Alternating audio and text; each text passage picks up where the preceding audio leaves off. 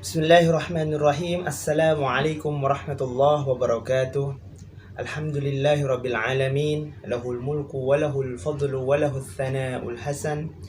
Wassalatu wassalamu ala ashrafil anbiya'i wal mursalin Sayyidina Muhammadin wa ala alihi wa sahbihi tayyibin at-tahirin. Allahumma rizukna al-ikhlas bin niyyati wal qawli wal amal, amma ba'du.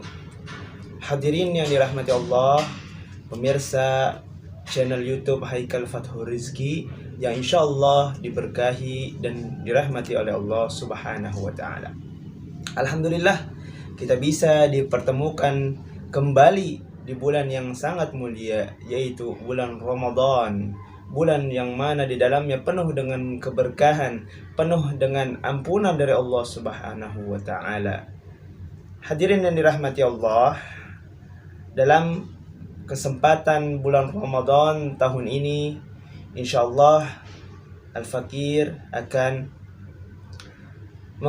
sedikit mengkaji daripada kitab yang Masya Allah sangat besar ini, yaitu kitab Mishkatul Masabih karya Al-Imamul Muhaddits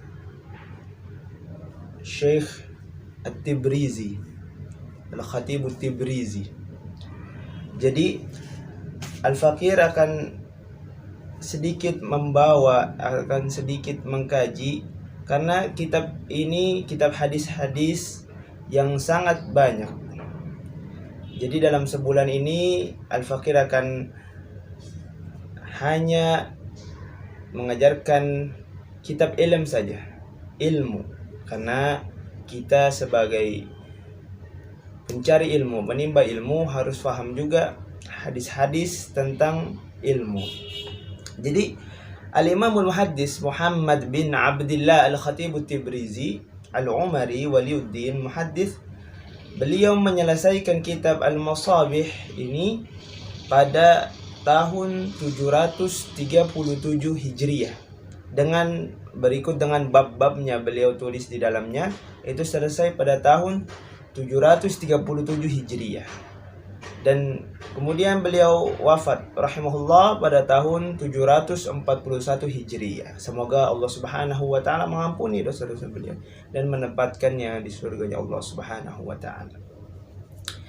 Baik hadirin rahmati Allah Subhanahu wa Ta'ala, kita mulai saja pada hari ini, kesempatan pertama di hari Ramadan, bulan puasa yang pertama ini. Bismillahirrahmanirrahim. Qala al-musannif rahimahullah, Kitabul Ilm, kitab ilm.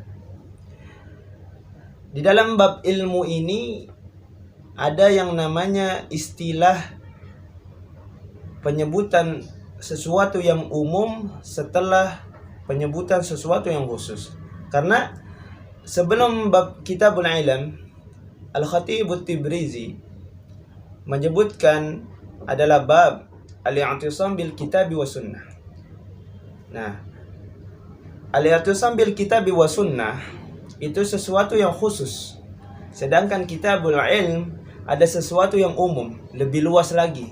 Tidak hanya al-i'tisam bil kitabi wa sunnah, akan tetapi lebih luas lagi. Itu adalah Kitabul Ilm. Nah, ilm secara bahasa artinya alima, yaitu mengetahui.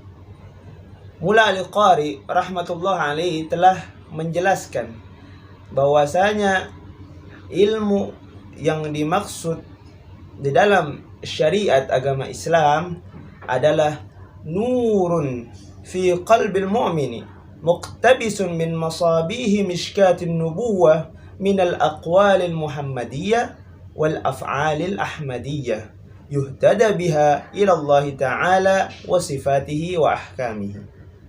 Ilmu secara syariat agama Islam menurut Mula Al-Qari rahmatullahu alaih adalah cahaya yang ada di dalam hati para orang mukmin yang berasal dari cahaya kenabian, yaitu Nabi Muhammad sallallahu alaihi wasallam, baik dari perkataannya ataupun dari perbuatannya, yang bisa menjadi petunjuk untuk mengetahui hakikat Allah Subhanahu wa Ta'ala baik secara sifatnya ataupun secara hukum-hukum Allah Subhanahu wa taala. Ini penjelasan daripada Mula Ali Qari rahmatullahi alaih.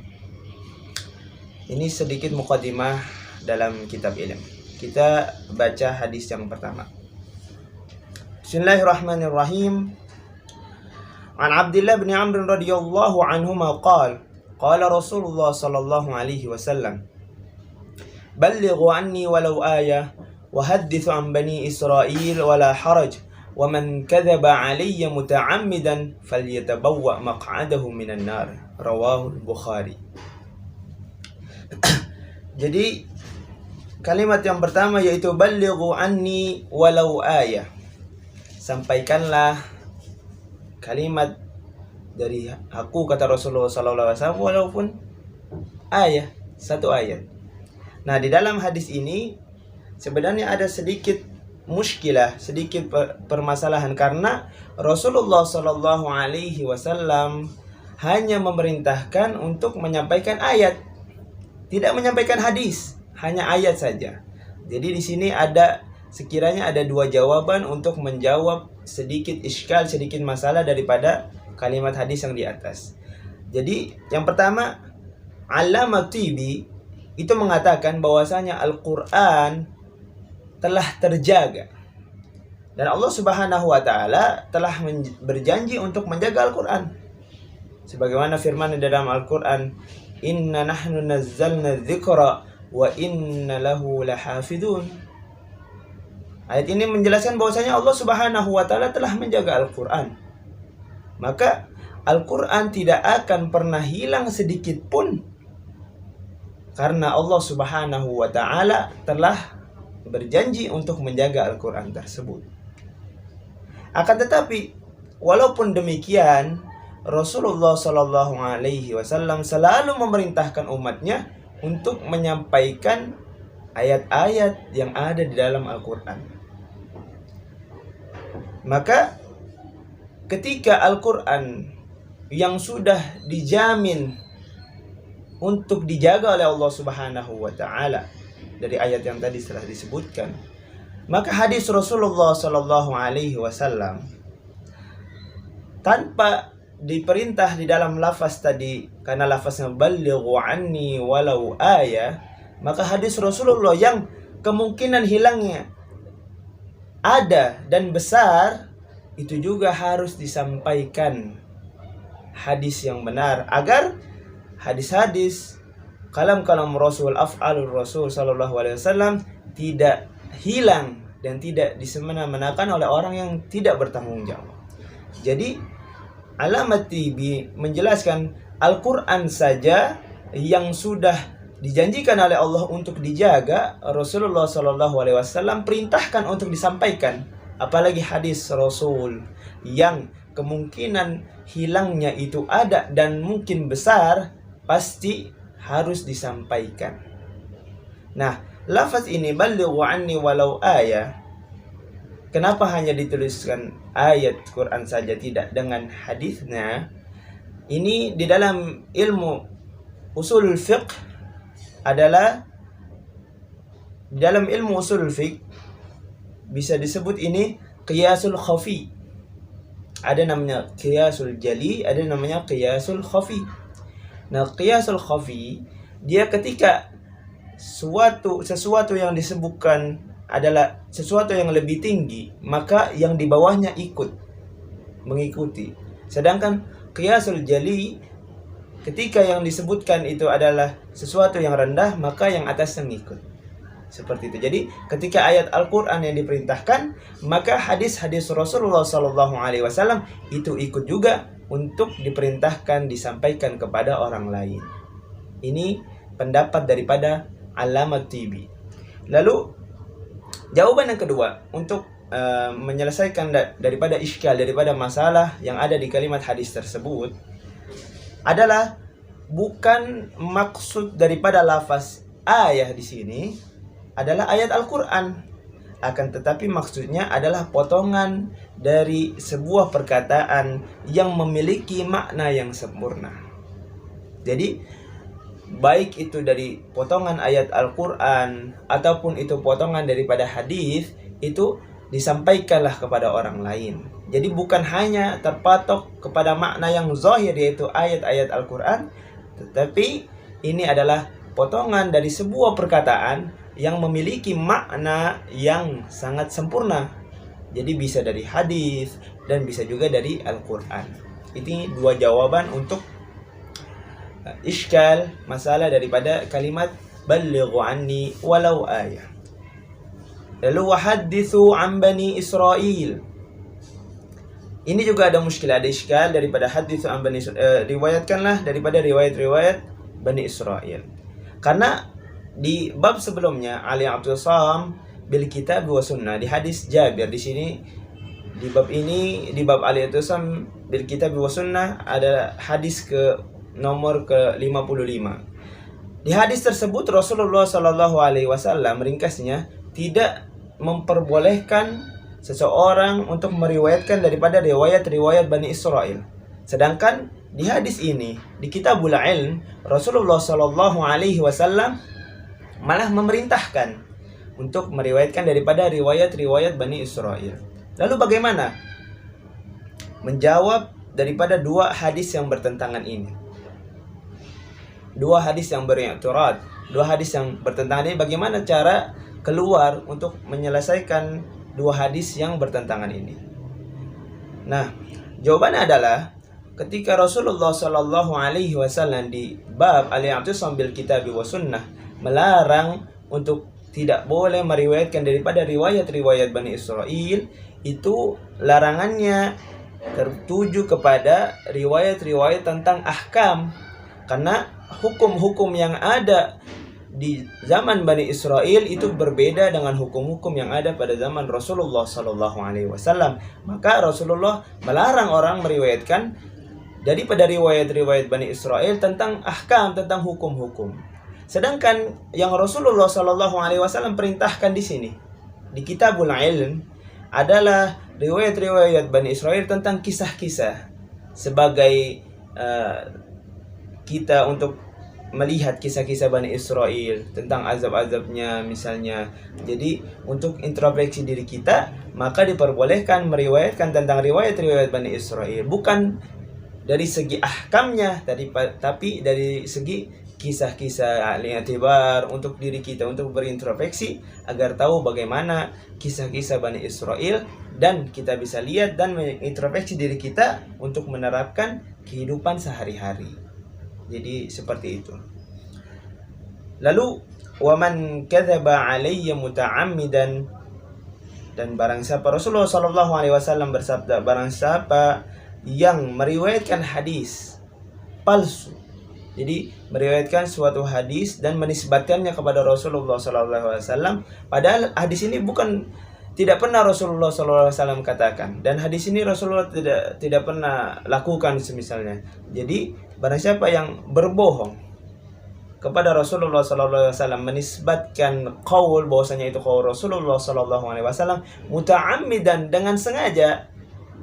Jadi orang ini mengatakan hadis tersebut bahwasanya Rasulullah mengatakan seperti ini dengan sengaja, maka falyatabawwa maksudnya falyakhud, mengambil tempatnya maq'adahu minan nar, jadi bagiannya yang ada di api neraka. Dalam artian lain, dia akan dimasukkan ke dalam nerakanya Allah Subhanahu wa taala. Na'udzubillah tsumma na'udzubillahi min dzalik. Ini penjelasan hadis yang pertama, hadis riwayat Al-Imam Al-Bukhari. Jadi di hadis ini dijelaskan untuk menyampaikan ayat-ayat Al-Quran dan juga hadis-hadis Rasulullah SAW. Kita sebagai talibul ilm ataupun nanti ketika sudah mengajar, sampaikan yang baik ayat-ayat Al-Quran kepada orang lain, kepada masyarakat, ataupun hadis-hadis yang sahih, yang benar, dan tidak berbohong atau tidak menyampaikan hadis-hadis yang palsu kepada orang-orang lain. Jadi ketika wahaditsu an Bani Israil ataupun ballighu anni walau ayah, setelahnya di akhirnya dibilang waman kadzaba alayya muta'ammidan. Jadi sebagai peringatan, kita diperintahkan untuk menyampaikan apa yang telah disampaikan oleh Rasulullah SAW, tapi diperingatkan juga agar menyampaikan hal yang benar-benar Rasulullah SAW katakan, bukan hal yang tidak pernah Rasulullah SAW katakan atau Rasulullah SAW perbuat seperti itu. Itu hadis yang pertama. Kita lanjut kepada hadis yang kedua, hadirin yang dirahmati Allah Subhanahu wa taala. Wa an Samurah bin Jundub wal Mughirah bin Syu'bah radhiyallahu anhuma qala Rasulullah sallallahu alaihi wasallam, man haddatsa anni bihadisin yura annahu kadhibun fahuwa ahadul kadhibain. Rawahu Muslim, ay rawahu Imam Muslim. Hadis ini disebutkan man haddatsa anni bihaditsin yara annahu kadhibun. Man haddatsa, barang siapa yang mengeluarkan hadis atau meriwayatkan hadis, lalu orang tersebut tahu bahwasanya hadis tersebut adalah hadis yang palsu, akan tetapi orang tersebut masih meriwayatkan hadis tersebut. Jadi orang itu tahu bahwasanya hadis ini Rasulullah Shallallahu Alaihi Wasallam tidak pernah mengatakan hadis tersebut, atau Rasulullah Shallallahu Alaihi Wasallam tidak pernah melakukan hal tersebut, akan tetapi orang ini masih meriwayatkan hadis tersebut. Fahuwa ahadul kadzibain. Nah, ahadul kadzibain di sini bisa dibaca sebagai musanna, tasniyah atau dua, ataupun sebagai jamak yang banyak. Bisa ahadul kadzibain atau ahadul kadzibin, ya kan? Dan dari dua bacaan tersebut, dua lafaz tersebut memiliki makna yang berbeda. Nah, kalau misalnya kita baca dengan sighah tasniyah untuk dua orang, maka ahadul kadzibain.